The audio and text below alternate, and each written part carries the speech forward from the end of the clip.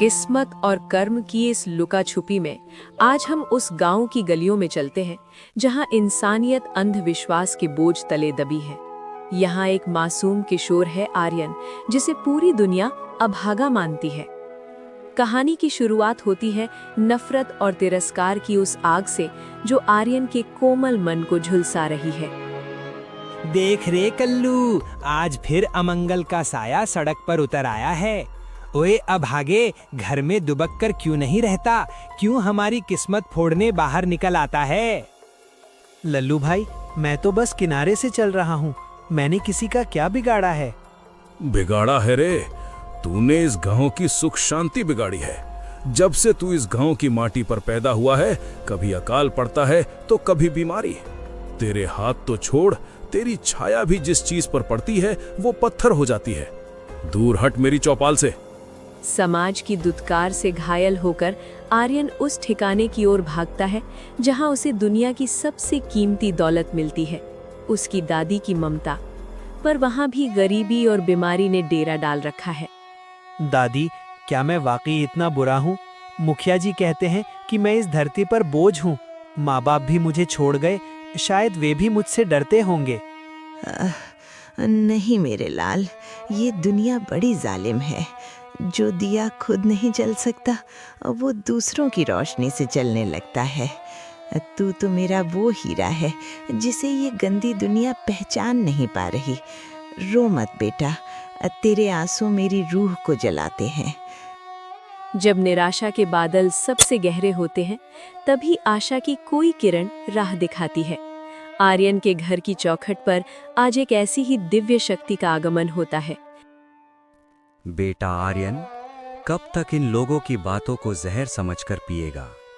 अपने किस्मत की लकीरें खुद खींचनी पड़ती हैं। उत्तर की ओर जो नीलगिरी की पहाड़ियां हैं, उनके पीछे एक ऐसी घाटी है जो केवल सच्चे दिल वालों के लिए खुलती है। बाबा, मैं वहां जाकर क्या करूंगा? मैं तो जहां जाता हूं वहां अंधेरा छा जाता है।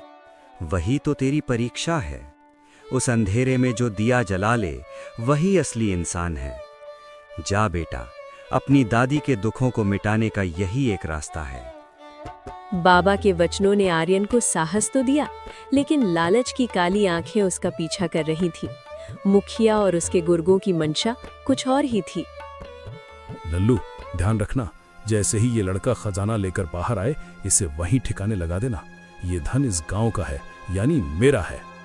हुजूर, फिक्र मत कीजिए, ये अभागा वैसे भी मौत के मुंह में जा रहा है।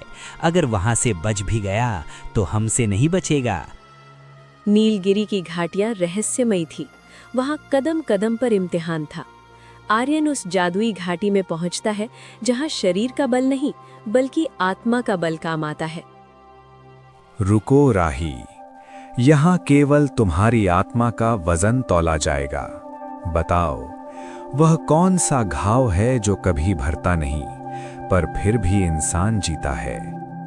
वो घाव अपमान और अकेलेपन का है। जब पूरी दुनिया आपको अपराधी मानने लगे तो वो घाव रोज रिश्ता है, पर अपनों का प्यार उस पर मरहम का काम करता है। रुको राही, इन पहाड़ियों की मिट्टी का पत्थर भी तभी हिलता है जब कोई सत्यवादी यहाँ कदम रखता है। तुम्हारी किस्मत के 7 ताले 7 सवालों के पीछे छिपे हैं। क्या तुम तैयार हो? हाँ, पूछिए। मेरी बुद्धि मेरी दादी की सीख है और मेरा साहस मेरा दुख। और फिर शुरू होता है ज्ञान और सत्य का वो सिलसिला जो आर्यन की नियति को हमेशा के लिए बदलने वाला था। 7 दिव्य प्रश्न। सवाल 1, वह क्या है जो सूरज के प्रकाश को भी निगल जाता है, जो अपनों के बीच दीवार खड़ी कर देता है और इंसान को भीतर से जलाकर राख कर देता है, पर उसका कोई धुआं नहीं होता? महाराज, वो ईर्ष्या और क्रोध है। क्रोध बिना आग के जलता है और ईर्ष्या वो अंधेरा है जो सगे भाइयों को भी दुश्मन बना देता है। सवाल 2, दुनिया का वह कीमती बिस्तर कौन सा है जिसे कोई अमीर खरीद नहीं सकता और जिसे पाने के लिए थका हुआ मजदूर ही सबसे योग्य है, जिसका मूल्य शून्य है पर वजन सारे जहां का? वो है गहरी और चैन की नींद। चैन की नींद सोने के लिए मखमली गद्दे नहीं बल्कि साफ जमीर चाहिए। ये बाजार में नहीं मिलती, केवल मेहनत के बाद नसीब होती है। सवाल 3 पैर की वह तितली जो गर्म उबलते तेल में नहाई, जब वह बाहर आई तो सबके मुंह में पानी लाई।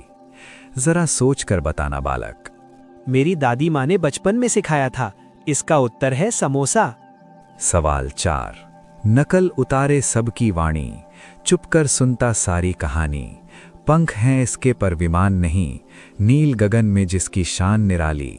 बताओ कौन? वो है तोता। वो दूसरों की आवाज चुराता है पर उसकी अपनी कोई बात नहीं होती। सवाल 5 पुराने समय में जब टेलीफोन नहीं थे, तब राजा महाराजाओं के राज सीने में दबाकर मीलों का सफर पंखों से नापकर कौन संदेश पहुंचाता था? वह पक्षी जो आज भी शांति का प्रतीक है। वो है सफेद कबूतर, जिसने नफरत के दौर में भी प्यार के संदेश पहुंचाए। सवाल 6 वह कौन है जिसके पास दुनिया का सारा सोना है पर वह फिर भी सबसे बड़ा भिखारी है? और वह कौन है जिसके पास एक फूटी कौड़ी नहीं पर वह दुनिया का सबसे बड़ा सम्राट है? महाराज, वो अमीर व्यक्ति जिसके पास संतोष और दया नहीं है, वो सबसे बड़ा भिखारी है। और वो गरीब जिसके पास माँ का आशीर्वाद और ईमानदारी है, वो किसी भी बादशाह से बड़ा सम्राट है। सवाल 7 अंतिम सवाल वह कौन सी ताकत है जो पत्थर को खुदा बना देती है, एक अभागे को भाग्यवान बना देती है और जो मौत के सामने भी हार नहीं मानती? वो है निस्वार्थ प्रेम और विश्वास, जैसे मेरी दादी का मुझ पर विश्वास। प्रेम वो जादू है जो दुनिया की हर बुराई को खत्म कर सकता है। प्रेम ही वो चाबी है जिससे किस्मत के दरवाजे खुलते हैं। शाबाश आर्यन, तुमने केवल उत्तर नहीं दिए, तुमने इस घाटी की रूह को जीत लिया है। जाओ, अब तुम अभागे नहीं, भाग्य विधाता बनकर लौट रहे हो। झोली में रत्न और हृदय में संतोष लेकर जैसे ही आर्यन घाटी से बाहर निकला, उसके सामने वही नफरत की पुरानी दीवार खड़ी थी। पर इस बार आर्यन अकेला नहीं था, उसके साथ उसके सत्य की अजेय शक्ति थी। ला, सब मेरे हवाले कर दे, तेरी मनहूसियत आज मेरे काम आएगी। ले लीजिए मुखिया जी, अगर इस धन से आपकी नफरत खत्म होती है तो मुझे खुशी होगी। ये क्या? ये सब पत्थर कैसे बन गए? ये धन केवल उसे मिलेगा जिसकी नीयत साफ है। मुखिया जी, नफरत ने आपकी आंखों पर पट्टी बांध दी है। देखिए, मेरी दादी बीमार हैं और आप यहाँ पत्थरों के लिए लड़ रहे हैं। बेटा, मुझे माफ कर दे, मैंने तुझे क्या क्या नहीं कहा, और तू आज भी सबकी भलाई सोच रहा है। तू मनहूस नहीं, तू तो साक्षात देवता है। अंधकार छट चुका था, नफरत ने प्रेम के आगे घुटने टेक दिए थे। अब समय था उस सुकून का जिसका इंतजार आर्यन और उसकी दादी को बरसों से था। दादी माँ देखो, मैं आ गया। अब आपको कभी बीमार नहीं रहना होगा। दादी माँ देखिए, मैं आ गया। मेरा बेटा, आज तो तू खिलते हुए फूल जैसा लग रहा है। माई, हमें माफ कर दो। हमने जिसे अभागा कहा वही इस गांव का उद्धारक निकला। आर्यन ने अपनी सच्चाई से मेरी आंखों की पट्टी खोल दी। इंसान का भाग्य उसके जन्म या दूसरों की कही गई बातों से नहीं, बल्कि उसके कर्मों, धैर्य और हृदय की शुद्धता से तय होता है। दुनिया आपको किस नज़र से देखती है ये महत्वपूर्ण नहीं है, महत्वपूर्ण ये है कि आप खुद को किस नज़र से देखते हैं। याद रखिए, नफरत का जवाब नफरत से नहीं बल्कि करुणा से दे, क्योंकि अंत में जीत सोने की नहीं बल्कि साफ नीयत की होती है। आर्यन की कहानी हमें सिखाती है कि जब दुनिया आप पर पत्थर फेंके तो उन पत्थरों से नफरत की दीवार नहीं बल्कि तरक्की का पुल बनाना चाहिए। अपनी खूबियों को पहचानिए, क्योंकि ईश्वर ने किसी को भी अभागा नहीं बनाया है। अरे आपने ये वीडियो तो देख ली, अब देर किस बात की। दोस्तों, कहानी अच्छी लगी हो तो इस चैनल को जरूर सब्सक्राइब करें, लाइक करें, कमेंट करें। ये आपका एक कदम है जो हमें हर रोज प्रेरणा देता है। हमारा चैनल अभी नया है, कृपया सब्सक्राइब करें।